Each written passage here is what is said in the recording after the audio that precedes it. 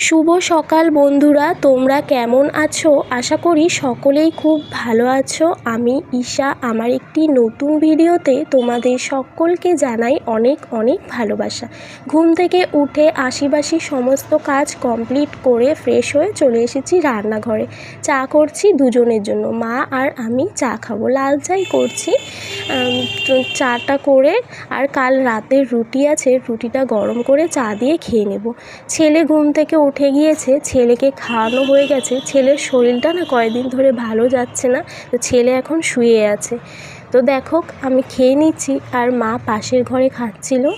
তো খেয়ে চলে এসেছি রান্না করতে। আজকে রান্না করব শাক আর মাছ।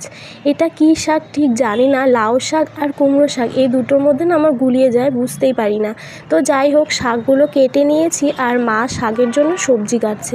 আর এখানে আর মাছ নিয়ে আসা হয়েছে অল্প করে ছেলের জন্য, দুটো পেটির পিস ছেলের জন্য রান্না করব। আর আমাদের জন্য কই মাছ আছে, জ্যান্ত মাছ নিয়ে এসেছিলো, সেগুলো লবণ দিয়ে মাখিয়ে রাখছি। আর এই যে দেখো, মার সবজি কাটা হয়ে গেছে, সবজি কেটে ধুয়ে নিয়েছে, শাকটা রান্না করে তারপর মাছটা রান্না করব। আজকে মাছটা একটু অন্যরকমভাবে করব।